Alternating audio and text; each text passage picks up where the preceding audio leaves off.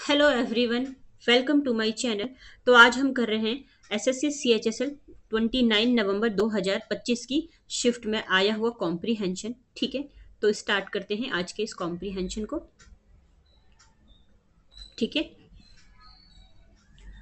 Over the past few years there has been a noticeable surge in gold prices across global and Indian markets। अब देखो, यहाँ पे gold prices के बारे में बात हुई है। देखो, over the past few years यानी कि कुछ सालों में, ठीक है, जो कुछ साल अभी बीते हैं उन सालों में देखा जाए ना, तो एक नोटिसेबल सर्ज आया है गोल्ड प्राइसेस को लेकर। यानी कि जो गोल्ड के जो प्राइसेस है ना वो बढ़े हैं ग्लोबल लेवल पे और साथ में इंडियन मार्केट्स में। यानी कि दुनिया भर में और इंडियन मार्केट्स में ना जो गोल्ड के प्राइसेस है, जो सोने के भाव हैं वो बढ़ गए हैं। ठीक है, several factors contribute to this rise, including inflation, geopolitical tension, fluctuating currency values, and increased consumer demands। अब देखो, कुछ ऐसे फैक्टर्स हैं जिसकी वजह से ना जो सोने के जो रेट है ना वो बढ़ गए हैं। कौन कौन से फैक्टर्स हैं ये? तो देखो, पहला यहाँ पे फैक्टर्स है, मैं एक मिनट इसको अलग कलर में कर देती हूँ ताकि वो आपको अलग से दिखे। हाँ, देखो, क्या क्या रीजन है जिससे कि जो गोल्ड प्राइसेस है बढ़े हैं। तो पहला रीजन देखो, इन्फ्लेशन है। इन्फ्लेशन का मतलब होता है महंगाई। मतलब जनरली कोई चीज अगर, एग्जाम्पल के लिए बता रही हूँ, तो 10 रुपए की थी तो अब वो 20 की हो गई, तो यानी कि महंगी हो गई ये चीजें, है ना। तो पहला फैक्टर यहाँ पे इन्फ्लेशन।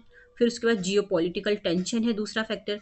तीसरा फैक्टर है फ्लक्चुएटिंग करेंसी वैल्यूज। जो करेंसी की जो वैल्यू है ना वो फ्लक्चुएट जो होती रहती है। यानी कि फ्लक्चुएट का मतलब होता है उतार चढ़ाव होना। यानी कि जो करेंसी की जो वैल्यूज है ना उसमें जो उतार चढ़ाव आ रहा है। यानी कि जैसे कभी करेंसी की वैल्यूज ज्यादा हो रही है, कभी कम हो रही है, फिर ज्यादा हो रही है, फिर कम हो रही है ना।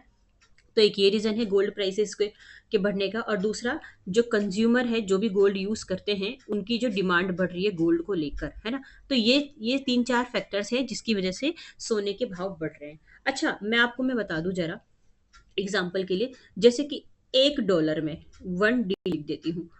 $1 में आज की डेट में देखा जाए ना तो 91 रुपीज होते हैं आज की डेट में। पर कभी ये 70 भी था, है ना। कभी ये 60 भी था।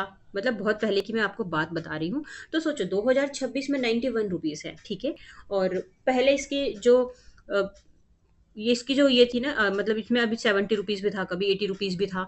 तो कहीं से आप देख सकते हैं कि कितना बड़ा एक डिफरेंस आया है डॉलर की कीमतों में, है ना। तो इसी को हम कहते हैं फ्लक्चुएटिंग करेंसी वैल्यूज। ठीक है, तो एक ये रीजन हो जाता है बढ़ने का, और उसके बाद कंज्यूमर डिमांड। ठीक है। However, many financial experts argue that the current hype surrounding gold rates is not entirely based on practical factors but is partly driven by emotional buying and media influence। अब देखो यहाँ पे क्या बात हो रही है कि हालांकि, हाउएवर का मतलब होता है हालांकि, जो बहुत सारे फाइनेंशियल एक्सपर्ट्स हैं ना, जो मैनी फाइनेंशियल एक्सपर्ट्स हैं वो आर्ग्यू करते, वो बताते हैं कि जो करंट हाइप आया है ना गोल्ड के प्राइसेस में, गोल्ड के रेट में, गोल्ड के प्राइसेस में, वो पूरी तरह से ना प्रैक्टिकल फैक्टर्स की वजह से नहीं आया। मतलब कि वो पूरी तरह से प्रैक्टिकल फैक्टर्स पे बेस्ड ऑन नहीं है। इसमें कुछ कुछ हिस्सा क्या है, इमोशनल बाइंग और मीडिया इन्फ्लुएंस का भी है। क्योंकि देखो, लोग क्या होते हैं, गोल्ड वगैरह को खरीदने के लिए इमोशनल होते हैं। उनको पता है कि गोल्ड वगैरह की वैल्यू होती है तो वो गोल्ड कहीं ना कहीं खरीदना चाहते हैं। और दूसरा एक मीडिया इन्फ्लुएंस है। मीडिया की वजह से भी लोग लोग काफी प्रभावित होते हैं, तो इस वजह से भी वो गोल्ड को खरीदना चाहते हैं। तो देखा जाए ना तो ये सारी चीजें प्रैक्टिकल फैक्टर्स पे बेस्ड ऑन नहीं है, कुछ इमोशनल बाइंग और मीडिया इन्फ्लुएंस पर भी बेस्ड ऑन है। ठीक है। अच्छा, यहाँ पे ना एक वर्ड आया है, हाइप। हाइप, मैं आपको इसका मतलब बता दूं। देखो, हाइप का मतलब होता है किसी भी चीज को बहुत ज्यादा एक्साइटिंग या इंपॉर्टेंट बना देना, जितना कि वो है नहीं। जैसे कि गोल्ड को लोगों ने बना रखा है ना, तब तो उसकी डिमांड इतनी ज्यादा बढ़ती जा रही है ना। तो कोई भी चीज जो बहुत ज्यादा इंपॉर्टेंट और एक्साइटिंग ना हो पर उसको इतना उतनी ही ज्यादा इंपॉर्टेंस देने को हम हाइप कहते हैं। ठीक है। अब आ जाओ नेक्स्ट पे। In India, gold holds cultural and emotional values, especially during weddings and festivals. अब इंडिया में ना जो गोल्ड है ना उसकी एक कल्चरल और एक इमोशनल वैल्यूज होती है, खासकर ना वेडिंग्स वगैरह में, शादी वगैरह में, कोई त्योहार है उसमें, क्योंकि शादी या त्योहार वगैरह में लोग ना गोल्ड की शॉपिंग वगैरह ज़्यादा करते हैं, है ना। तो इसलिए ये कहीं ना कहीं इंडिया के कल्चरल और इमोशनल वैल्यू से जुड़ा हुआ है। ठीक है, नेक्स्ट पे चले। आई होप कि अब इतना समझ में आया होगा आपको। आ जाओ। अच्छा, यहाँ पे देखो गोल्ड देख सकते हो। गोल्ड की सच में बहुत ज़्यादा कीमत है। लोग खरीदना भी पसंद करते हैं और इसको सेव करना भी पसंद करते हैं। ठीक है, चलो आ जाओ। This emotional attachment often leads to panic buying whenever there is even a minor increase in prices, further pushing the rates upward. अब देखो, ये जो इमोशनल अटैचमेंट है ना गोल्ड को लेकर, लोगों का इमोशनल अटैचमेंट है ना, इसकी वजह से लोग क्या होते हैं, थोड़ा सा पैनिक हो जाते हैं खरीदने के लिए। जब भी उनको लगता है कि थोड़ा मोड़ा प्राइस भी बढ़ रहा है, माइनर मतलब बिल्कुल थोड़ा, तो उनको ऐसा लगता है अगर थोड़ा भी प्राइस बढ़ रहा है ना, तो लोग थोड़ा सा पैनिक हो जाते हैं कि अच्छा सोने के भाव बढ़ रहे हैं, सोने का प्राइस बढ़ रहा है, नहीं नहीं हमें सोने खरीदने चाहिए, कहीं आगे और महंगा ना हो जाए। मतलब लोगों का ये एक साइकोलॉजिकल थिंकिंग होता है कि अभी सोने के प्राइसेस बढ़ रहे हैं तो आगे कहीं और बढ़ सकता है। तो कहीं ना कहीं ये चीजें पुश करती है उनको खरीदने के लिए, और साथ में ये सब चीजें पुश करती है रेट को बढ़ाने में, क्योंकि लोगों को पता है, मार्केट को पता है कि लोग खरीदते हैं सोना, तो कहीं ना कहीं इसके रेट्स बढ़ सकते हैं जब इसकी डिमांड ज़्यादा होती है तो। ठीक है, more over with social media platforms constantly updating people about the price movements, the perception of scarcity or urgency tends to fuel impulsive investments. अब देखो, मोर ओवर देखा जाए ना, जो सोशल मीडिया है ना, जो सोशल मीडिया प्लेटफॉर्म्स है ना, वो कॉन्स्टेंटली, तो कॉन्स्टेंटली यानी कि लगातार, कॉन्स्टेंटली लगातार लगातार लोगों को अपडेट करती रहती है गोल्ड के प्राइस के मूवमेंट के बारे में। मतलब कि सोना अभी बढ़ रहा है, अभी घट रहा है, या इतने रुपए से ये महंगा हो गया। तो इसकी वजह से क्या होता है, ये जो लोगों का परसेप्शन होता है ना, जैसे कि मतलब कि इसकी कमी कमी या फिर जो इसकी अर्जेंसी होती है ना, इस वजह से क्या होता है, जो इस सोच से ना अचानक से ना इन्वेस्टमेंट को क्या होता है कि बढ़ावा मिल जाता है। कि लोग क्या करते हैं, उनको ऐसा लगता है कि अच्छा, मतलब कि सोने की अगर कीमत में थोड़ी मोड़ी कमी आई तो उनको लगता है कि खरीदना चाहिए, या फिर अर्जेंसी भी होती है, तो उनको मतलब कि ये रहता है कि हाँ हमें खरीद लेना चाहिए। ठीक है, ये चीज़ें उनको इन्वेस्टमेंट करने के लिए इम्पल्स करती है। ठीक है। अच्छा देखो, मैं एक दो वर्ड्स का मतलब मैं बता दूं आपको, ताकि आपको पता रहे। यहाँ पे कॉन्स्टेंटली मतलब लगातार, किसी कोई भी काम जो कंटिन्यूसली हो रहा है। दूसरा है स्कार्सिटी, इंपॉर्टेंट है। स्कार्सिटी का मतलब होता है किसी भी चीज़ की कमी होना। ठीक है, कोई भी चीज़ हो सकता है, किसी चीज़ का भाव हो सकता है। अर्जेंसी, कोई भी चीज़ जो अर्जेंट में चाहिए। इम्पल्सिव, इम्पल्सिव का मतलब होता है कोई भी चीज़ जो एकदम से हो रही है बिना प्लानिंग के, और जैसे कि सोने के भाव वगैरह बढ़ जाते हैं एकदम से, है ना, ये सारी चीज़ें। चलो आ जाओ नेक्स्ट पे। While gold is traditionally considered a safe haven asset during uncertain times, experts advise caution. अब देखो, ऐसा माना जाता है कि जो गोल्ड वगैरह होता है ना, वो उसको सेफ हेवन कंसीडर्ड किया जाता है। सेफ हेवन मतलब कि आप कह सकते हैं कि मुसीबत के टाइम में गोल्ड वगैरह हमें काम में आ जाता है। अगर हमने बहुत सारा गोल्ड सेव कर रखा है ना, तो मुसीबत के टाइम में उस चीज़ों को हम यूज़ कर सकते हैं। इसीलिए गोल्ड को सेफ हेवन कहा गया है यहाँ पे। इसको हम अनसर्टेन टाइम में, मुसीबत के टाइम में यूज़ कर सकते हैं। बट जो एक्सपर्ट्स हैं ना, वो एडवाइस करते हैं कि थोड़ी सी हमें ना सावधानी भी बरतनी चाहिए। ठीक है, ये चीज़ अच्छी बात है कि हम अपने आप को एक तरफ से सेफ हेवन रख रहे हैं, बट एडवाइस भी थोड़ा सा क्वेश्चन होना चाहिए, सावधान होना चाहिए हमें।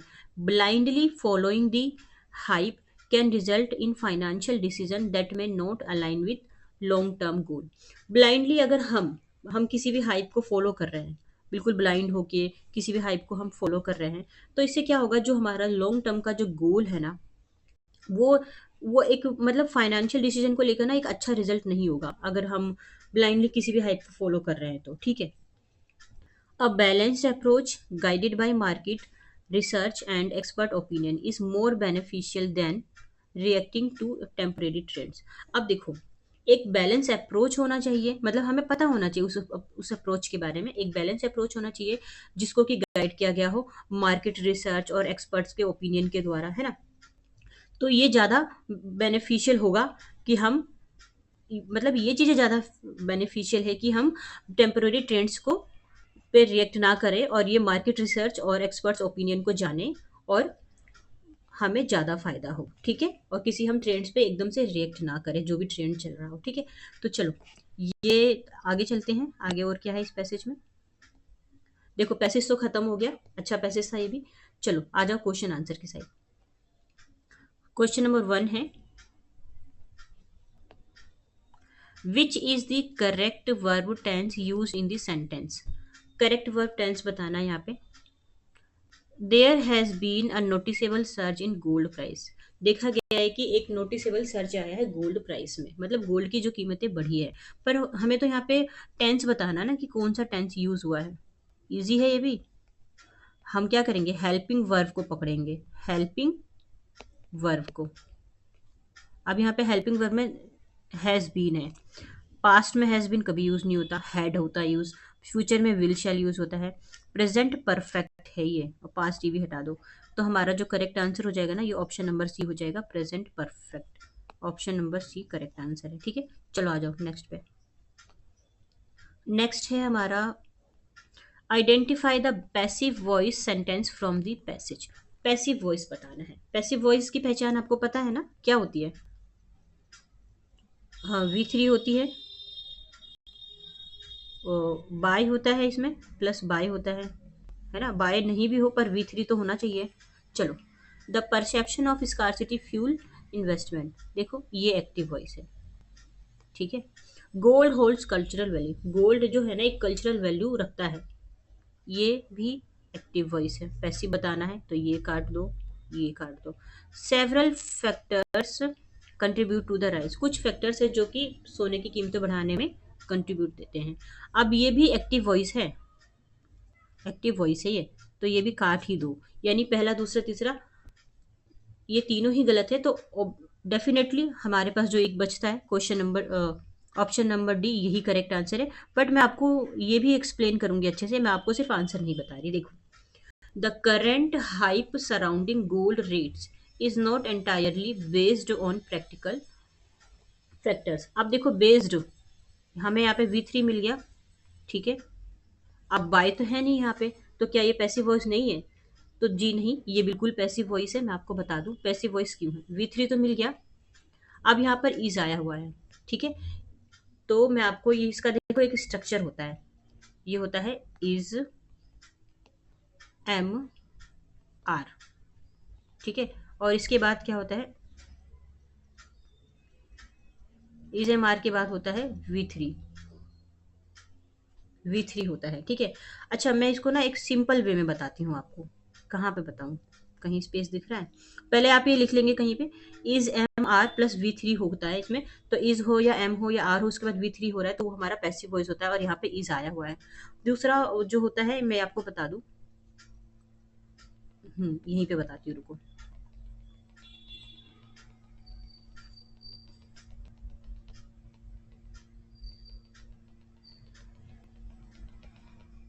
हाँ आओ इधर, देखो हमारा जो आंसर है वो तो यही है।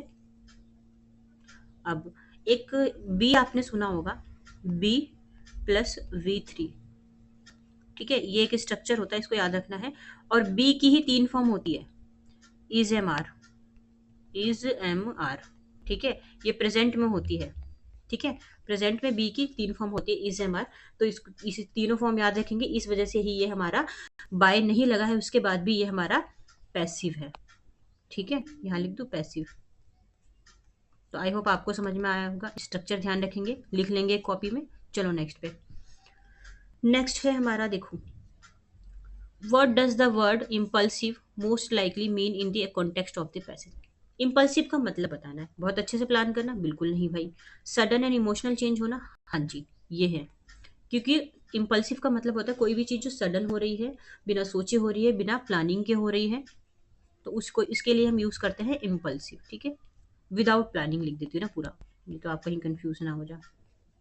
विदाउट प्लानिंग, ठीक है। चलो नेक्स्ट पे आ जाओ। अच्छा क्वेश्चन नंबर तीसरा और चौथा ये दोनों सेम कैसे हो सकता है। ये देखो, ये पीपीटी बनाने वाले ने गलती की है, ये क्वेश्चन दोनों सेम नहीं हो सकता, हटाओ इसको। इसका तो आंसर तो यही था। अच्छा एक क्वेश्चन फिर आपका रह जाएगा इसमें, कोई बात नहीं, ये इतना तो पढ़िए आप, है ना। चलो नेक्स्ट पे आते हैं।